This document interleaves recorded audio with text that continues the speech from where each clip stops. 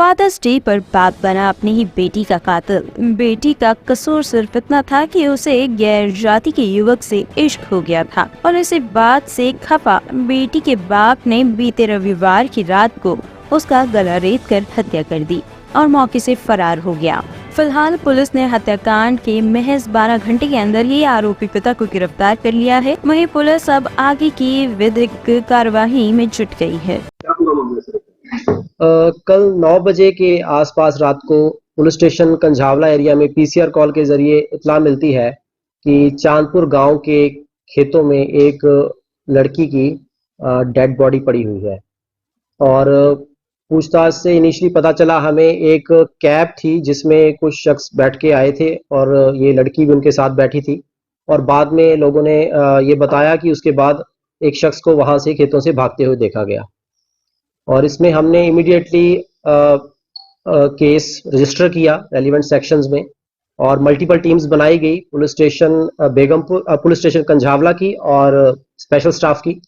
इसमें हमने बड़ी कामयाबी हासिल करते हुए विद इन 12 आवर्स हमने जो एलिज था उसको हमने नैप कर लिया है। और उसने अपनी क्वेश्चनिंग में ये जो बताया एलिज जो नंद किशोर है कि ये जो लड़की थी वो उसकी सगी बेटी थी जिसको उसने मारा। और उसकी वजह उसने जो बताई कि ये लड़की जो ये बेसिकली ये इनकी जो फैमिली है मुजफ्फरपुर बिहार से बिलोंग करती है और वहाँ पे इस लड़की का किसी दूसरे जाति के लड़के के साथ कुछ कांटेक्ट में थी, उसके साथ बात करती थी जो इन फैमिली को गवारा नहीं था, जिस वजह से उन्होंने ऑब्जेक्ट किया और इस वजह से फादर ने जो है लड़की को मर्डर कर दिया। कैसे लड़की की उम्र कितनी है, कैसे किया और कैसे मारा? लड़की की उम्र अराउंड 21 साल के आसपास है, 21-22 साल। और जो फादर है वो कुछ सालों से दिल्ली में रह रहा है, दिल्ली में ही वो ग्लास फिटिंग का काम करता है और अगर नगर प्रेम नगर का रहने वाला है वो।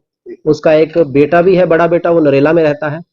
तो इसने एक कैब हायर की थी, जो कैब को लेकर ये गया वहां पे, किसी बहाने इसने बुलाया लड़की को कि आपको समझाना है, बात करनी है।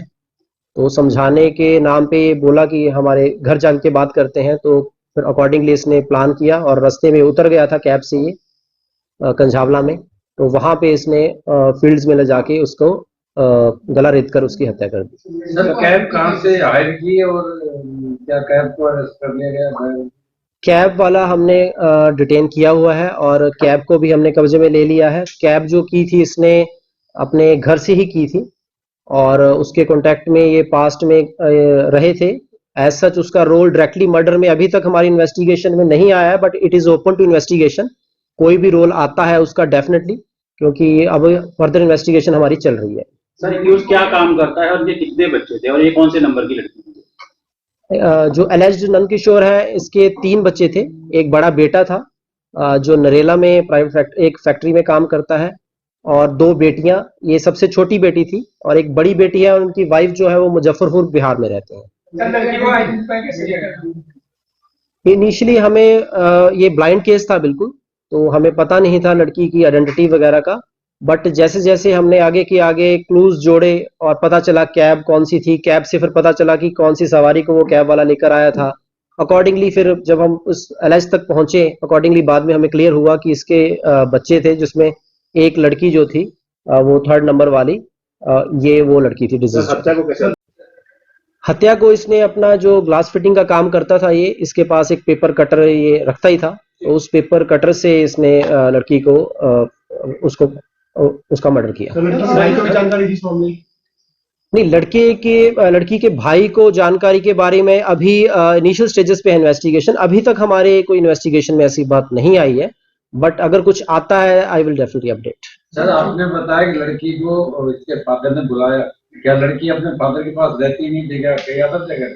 हाँ, लड़की जो थी वो मुजफ्फरपुर बिहार में रहती थी, जो इनिशियली हमारी इन्वेस्टिगेशन में आया है। और वहीं पे जैसे ये किसी लड़के के कांटेक्ट में थी, जब फादर को पता चला तो इन्होंने इसको दिल्ली बुला लिया था समझाने के लिए, और कुछ टाइम के लिए दिल्ली में रह रही थी, कुछ महीने से, और अकॉर्डिंगली फिर फादर ने प्लान किया। कितने टाइम से चल रहा था अगर लड़की का अफेयर जो?